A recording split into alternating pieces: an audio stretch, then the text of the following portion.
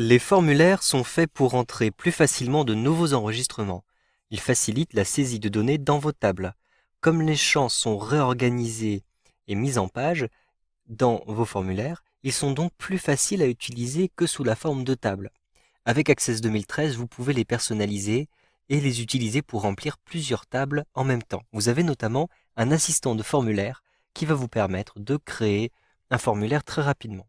Donc je me rends à l'intérieur de l'onglet Créer, un simple clic ici. Puis je vais retrouver à cet endroit-ci l'assistant de formulaire, un simple clic pour ouvrir cet assistant. Je vais maintenant choisir les différents champs qui sont concernés par mon formulaire. Je peux aller chercher ces différents champs dans les différents éléments table et requêtes de ma base de données. Je vais donc cliquer ici sur la petite liste et retrouver par exemple la table des clients. Je clique sur la table des clients. Je vais ensuite retrouver les champs nom et prénom. Donc je vais cliquer sur prénom et je vais ajouter ce champ en cliquant sur la petite flèche. Je souhaite ajouter aussi le nom. Donc je clique sur la petite flèche. Je souhaite ajouter ensuite la référence du client. Je clique ici et je clique sur la petite flèche. Je souhaite ensuite ajouter les références de commandes. Donc je clique sur cette petite liste et je vais retrouver la table des commandes. Je vais ensuite ajouter la référence de commande d'un simple clic comme ceci.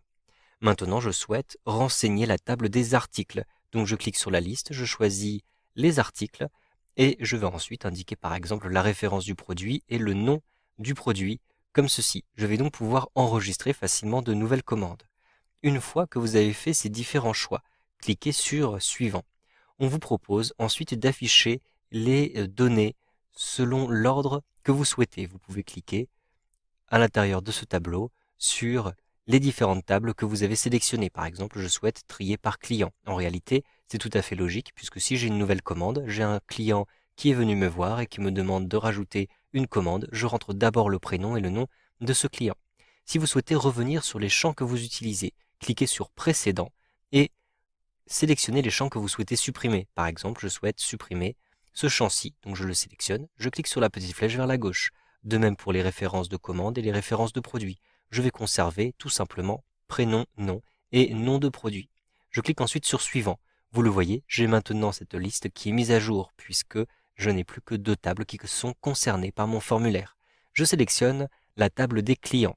Je choisis ensuite soit d'avoir un sous-formulaire, donc le formulaire de produit sera inclus à l'intérieur du formulaire prénom et nom, soit des formulaires attachés. Et vous le voyez, vous avez une présentation différente. Je vais choisir avec un sous-formulaire et je clique sur Suivant. Maintenant, vous avez une disposition des champs, soit sous forme de feuille de données, donc un tableau tout simple, soit sous forme tabulaire, donc cela permet d'avoir des retraits entre les différents champs, dans les hiérarchies des champs. Je clique ici sur Suivant et je peux maintenant nommer mon formulaire. Donc le formulaire sera ajout d'une commande par exemple. Et je vais indiquer pour le sous-formulaire, par exemple, article. Il s'agit de l'article sélectionné. Ensuite, vous pouvez soit modifier la structure du formulaire, soit ouvrir le formulaire tout de suite pour regarder les informations et pour ajouter de nouvelles informations. Donc je sélectionne ouvrir le formulaire et je clique sur terminer.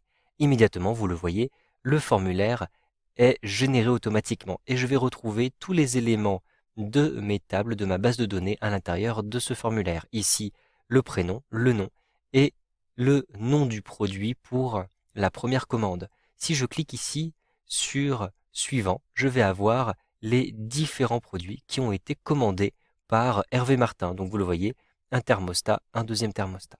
Ici, je souhaite naviguer à travers les différentes commandes. Donc vous avez ici différents enregistrements, vous en avez 24. Vous pouvez cliquer sur la petite flèche vers la droite pour voir l'enregistrement suivant. Donc par exemple ici je suis au 3e enregistrement, j'ai une commande de Nicolas Bonnet pour une tapisserie et une sécheuse. Je peux revenir en arrière avec cette petite flèche. Je peux revenir au premier enregistrement avec cette flèche-ci et je peux retrouver le dernier enregistrement avec cette flèche-ci. Donc par exemple, ici, je vais avoir un nouvel enregistrement que je vais pouvoir rentrer avec un prénom, un nom et un nom d'article. Une fois que vous avez créé votre enregistrement, sachez que vous pouvez créer de nouveaux enregistrements en cliquant sur ce bouton Nouvel enregistrement vide. Vous savez donc maintenant comment créer votre premier formulaire d'enregistrement avec Access 2013.